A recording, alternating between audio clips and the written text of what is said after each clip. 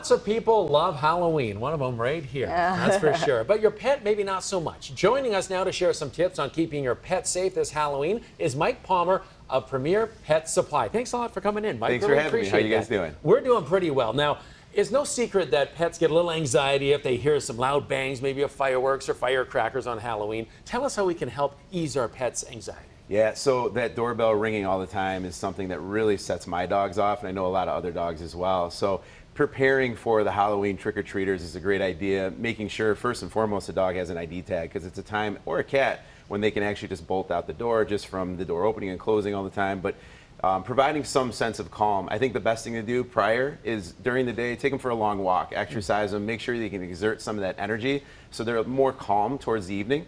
But there are ways that we can get them to be more calm. You know, there's opportunities to do it through treats and different supplements that are all natural. They have melatonin and tryptophan, B vitamins and colostrum that you can give them a half hour prior to trick-or-treating time. That'll just provide calm. It just triggers receptors in the brain to help them to take it easy. Yeah. So, interesting. It makes sense. Kind of wear them out during the day and then kind of, you know, get them, make sure that they're calm. Tell us about some of the fun stuff you brought with you and some of the not so fun stuff for let's start with the not so fun stuff and we'll end with the fun stuff. Right. So chocolate is bad. So we got to make sure that we keep chocolate away from the dogs. That theobromine that's in the chocolate is no good. Candies and gums also have xylitol. That can be potentially fatal. I don't want people to freak out. They'd have to consume a lot of chocolate, and the darker the chocolate, the worse. But keep that out of their reach because they are going to be interested. And make sure, like the wrappers too, are something they can choke on. All right, Mike, I'll help you out. So bad for your dog, not bad for a middle-aged man. You continue, I'll eat this. That's right. But there are treats that are Halloween, themed, and then pumpkin flavored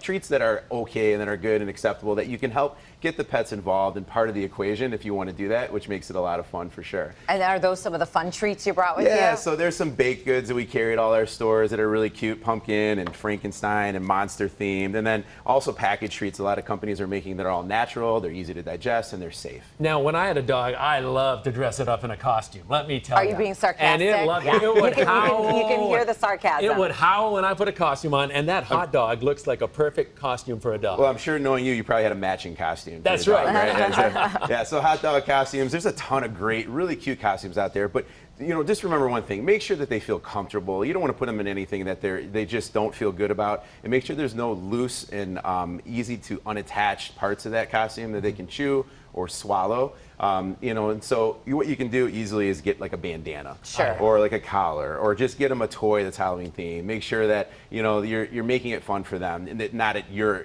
their expense. You're getting your joy and humor out of that. I need it for the Instagram, man. Kind of including them, but also making sure they're comfortable. That's right. Yeah. And what is this flashing light? Kind of looks like a little strobe light there you brought with you. So for the dogs that we'll be taking with us on the trick-or-treating trek, we want to make sure that we stay visible because it's dark, obviously earlier and earlier, and we want to make sure that we stay visible. Having something like a pendant on the collar that is flashing or is visible from a far distance makes a big difference. Having leashes that are highly reflective are important as well, because we want to make sure that cars and people are seeing you come, because some people could be afraid of dogs, something could set your dog off, and God forbid, we don't want a car getting involved in you crossing the street. And make sure you stay safe and have as much fun as possible. For sure. And I just want to touch back on the anxiety thing. Does it vary between breeds? Are some dogs a lot more calmer even when it comes to loud noises and doorbells? It can. It depends. I mean, you'll know your dog. And some dogs, some smaller breeds are a little hyper, and terriers get really excited and they are stimulated more easily than some of your bigger dogs that are more laid back. And